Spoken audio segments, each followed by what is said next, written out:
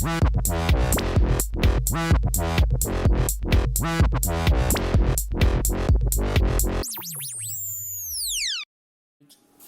guys, selamat datang lagi di channel gue. Gimana kabar kalian semuanya? Mudah-mudahan kabarnya pada baik-baik saja dan selalu dilancarkan rezekinya. Amin robbal alamin. So di video kali ini gue nggak lagi motoran, nggak lagi ngevlog di motor. Di video kali ini gue lagi ada di rumah dan tepatnya di depan PC gue dan lagi duduk di kursi. Oke, jadi kali ini gue itu mau sedikit membeberkan tentang intercom gue yang selalu gue pakai riding sehari-hari. Terus gue pakai style musik pas lagi di motor. Terus juga yang sering gue pakai buat intercoman sama teman gue yaitu si Ian ya, yang biasa pakai Jupiter MX Blue. Jadi kali ini tuh gue mau membeberkan tentang intercom ini, yaitu EJS Q7 ya. Gue juga sempat tuh beberapa bulan lalu ngupload video komparasi antara intercom Q7 sama intercom P6 Pro yang sama-sama mereknya EJS ya. EJS P6 Pro sama EJS Q7. Sebelumnya kalian bisa cek aja videonya tentang gua ngebahas ya komparasi antara P6 Pro sama Q7 di sini. Kalau nggak di sini adalah nanti gua munculin linknya ya. So, ya begitulah ya guys, namanya intercom low budget, low end, dan juga ya intinya intercom di bawah 1 juta. Gimana pun juga kita gak bisa berharap lebih tentang intercom itu. Jadi itu tuh gue sempet ya kemarin, ini gue bahas dulu ya. Gue sempet ya beberapa kali make intercom Q7 dalam kondisi hujan gerimis, hujan sedang, sama hujan badai. Di ketiga kasus itu semuanya berjalan normal, gak ada error, gak ada apa istilahnya, nggak ada error, nggak ada trouble, nggak ada kayak keluhan ya. Udah beberapa bulan tuh gue pakai hujan-hujanan, tapi semuanya ya overall nggak ada apa-apa itu. Tapi di satu kejadian kemarin gue itu kalau nggak salah pakai ke daerah Bandung sekaligus ke Garut ya. Dan pas itu pun gue pakai intercom Q7 yang biasa gue pakai di helm gue. Nih helm gue yang satu ini. Nah, di helm gue yang satu ini, nah, intercomnya di sini. Nah, sebelumnya kenapa gue bawa HP ini? Karena ini buat audio dan itu HP buat nge-record gitu. Jadi dua-duanya pakai HP. Jadi ini buat audio, nge-record audio, dan itu nge-record buat video. Nah, pokoknya nanti gue bakal jelasin tentang intercom Q7 yang punya gue ini. Nah, jadi di satu kejadian, gue itu kan riding dari Sumedang menuju Bandung ya, Cicalengka. Terus juga menuju Garut ya, tepatnya ke kota Garut alun-alunnya. Kondisinya sih pas sebelum berangkat itu ya semuanya overall cuaca bagus, mendukung dan support banget lah buat motoran. Enak gitu buat motoran, pas banget. Itu tuh gue keadaan berangkat dari sini tuh dari jam 10-an lah. Jam 10-an sampai ke Garut sana sekitar jam 1. Jam 1 atau jam 2 lah. Nah, ketika pulang dari Garut, otomatis kan gue pulangnya sore tuh lah, antara jam 2 sampai jam 4 gitu ya. Kondisinya itu udah pasti lah ya, sekarang kan lagi musim hujannya, gue juga ini lagi sedikit batuk-batuk, kayak gatal-gatal gitu tenggorokan udah beberapa minggu. Kondisinya hujan, yang pertama hujannya gak terlalu deras. Nah, kemudian tiba-tiba hujan tuh badai banget, gede banget. Ya intinya deras banget lah ya, sertai badai petir kayak gitu, serem lah pokoknya. Di kota orang lagi, di daerah orang gitu ya. Nah pada saat itu gue itu kan lagi pakai intercom ya. Intercom itu kondisi nyala, gue tuh lagi setel radio biar di jalan tuh nggak gabut kan ya. Di jalan gak gabut, di jalan gak bengong-bengong sendiri sambil riding gitu ya.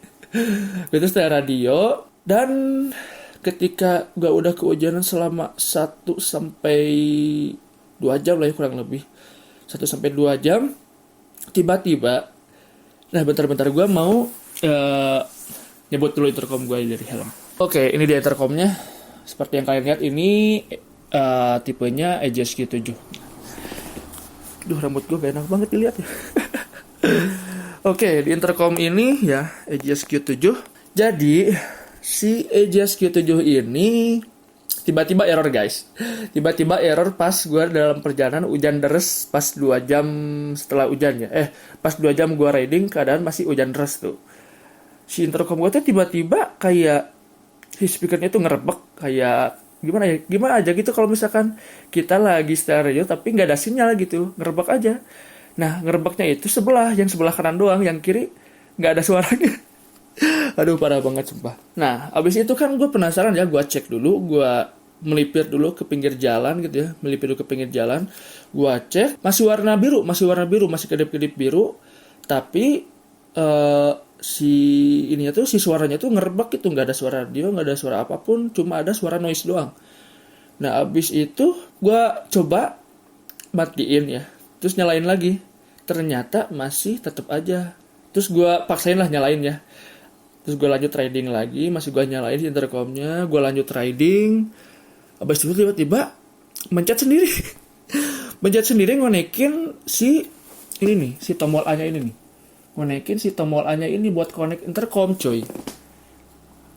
Ngonekin intercom lah, itu nggak ada yang mencet dong, nggak ada yang mencet, gue nggak mencet apapun. Tiba-tiba si tombol A nya ini mencet sendiri, dadanya tuh gini, intercom connecting katanya gitu. Lah, gua kira ada ini ya, ada apa sih namanya, ada yang tiba-tiba connect ke intercom gua gitu ya, orang lain yang lagi nyalain intercom. Pas berapa detik kemudian tiba-tiba intercom B connecting. Aduh, kata gua tuh ini mas ya, kata gua bukan kayak mau connect, ini tuh kayak yang ada mencet sendiri gitu coy. Jadi mencet itu berurutan, ada yang B, ada yang A, ada yang C, jadi sampai ke E gitu. Makanya dari situ gue penasaran kan, pas dilihat indikatornya di jalan ya, pas di jalan nih dilihat indikatornya, pas setelah 3,5 jam lah gue jalan, udah sampai Sumedang tuh posisinya tuh udah sampai Sumedang. Tiba-tiba gue lihat indikatornya warna merah campur biru dong. Udah pasti itu error lah, nggak ada babi bu lagi, itu mah udah pasti error fix gitu kan ya. Habis itu ya gue pasrah dong ya, udahlah ini mah intercom gue rusak, gak bisa dipakai lagi. Dan untungnya gue masih punya plan 2, anjir, plan B ya. Gue itu punya intercom yang satu lagi, yaitu EGS P6 Pro yang udah pernah gue bahas komparasinya di video sebelumnya beberapa bulan lalu lah, di sini apa di situ gitulah. Nanti ada kartunya gue munculin. Gue tenang aja lah ya, soalnya intercom masih ada cadangan satu, cuma ya gitu, nggak ada teman buat ngobrol lagi kalau misalkan sama temen. Tiba-tiba pas sampai rumah gue keinget tuh ya, kalau misalkan barang elektronik error ataupun misalkan gitulah ya, error gak jelas lah, habis kecemplung air, intinya kecemplung ke air gitu ya, seperti HP, terus juga intercom, terus juga ya semacamnya kayak gitu. Gue tuh tiba-tiba ingat kalau misalkan yang kayak gitu tuh biasanya harus ditimbun ke beras gitu. Gue coba timbun ke beras selama kurang lebih 2 hari lah ya, 2 hari. Dalam kondisi ini tuh indikator ininya tuh nyalanya tuh warna merah biru. Karena kalau misalkan dimatiin, itu nggak bisa dimatiin cuy. Kalau misalkan lagi error gitu nggak bisa dimatiin. Jadi ya udah gitu, mau gak mau dalam kondisi nyala merah campur biru, gue masukin ke beras selama 2 hari. Gue cek lagi tuh ya, habis 2 hari gue cek lagi, ternyata pas dilihat si indikatornya itu udah mati ya, posisi indikatornya udah mati, kondisi si indikatornya itu udah mati tuh. Nah, gue penasaran dong ya, otomatis penasaran, ini udah bener errornya, apakah ini malah jadi mati total gitu kan, pertanyaan dong. Terus gue coba dong nyalain intercomnya, pas dilihat nyalanya tiba-tiba langsung biru lagi. Pas gue cek di helm ya, gue tempelin lagi, konekin lagi di helm, intercomnya nyala lagi cuy. Bener lagi, jadi si errornya itu udah hilang gitu. Jadi pas gue timbun di beras itu emang ya meren gitu. Soalnya gue nggak tahu juga teorinya kayak gimana. Ditimbun di beras itu ya otomatis si airnya itu kayak jadi kering si airnya tuh ya. Jadi kayak gitu lah cuy. Untungnya ya masih bisa sembuh lagi si intercom EGS Q7 gua ini. Dan rencananya juga kedepannya gua mau upgrade intercom ke Max 2 M2. Kalau nggak ke Max 2 ya Parani lah ya. Biar bisa party call juga, bisa group call. Soalnya ini kan cuma bisa connect ke satu Maksudnya cuma bisa bicara ke satu device, cuma connect-nya emang bisa ke 4 device gitu. Ya begitulah cuy, ya suka duka intercom murah meriah, tapi ya begitulah. Intercom di bawah di budget di bawah 1 juta, ya emang gitulah kelemahannya ya guys. Jadi ada kekurangan, ada kelebihan juga. Ya kekurangannya enggak 100% bisa waterproof, tapi emang maksudnya kalau misalkan dibawa hujan ringan gitu emang gak masalah gitu. Kalau misalkan hujan gede seperti yang gue bilang di video komparasi Aegis Q7 sama Aegis P6 Pro, ya gitu, jangan dibawa ke hujan badai. Tapi kalau misalkan cuma sekali 2 kali itu ya no problem gitu kan ya. Tapi ini gue dibawanya beberapa kali cuy, hujan deras tambah badai tambah petir pokoknya saat itu ya. Beberapa kali dibawa hujan badai ya, alhasil begitulah jadi error. Dan sekarang alhamdulillah nyalanya udah normal lagi cuy, bisa dilihat. Nah, nyalanya udah biru lagi, udah normal lagi. Nah ini mode firing, nyalanya udah normal lagi cuy. Jadi ya sekarang udah fine-fine aja gitu intercom gua. Yang terpenting jangan maksain ketika hujan gede atau badai pakai intercom P6 Pro atau Q7 gitu ya. Kalau sekali atau 2 kali boleh-boleh aja gitu. Cuma jangan keseringan nantinya jadi kayak intercom gua kasusnya. Jadi ya pertimbangan banget buat kalian yang mau beli intercom budget murah meriah atau low end atau bisa disebut juga budget pelajar ya. Jadi pertimbangan buat beli intercom kayak gini ataupun juga yang sejenis lah ya, yang sejenisnya. Kalau misalkan mau dibawa hujan gede, ya gua nggak saranin. Terkecuali kalau misalkan kalian beli Sena yang kayak gitu, yang di atas budgetnya 1 jutaan, itulah bisa lebih dipercaya buat dibawa ke hujan deras gitulah ya.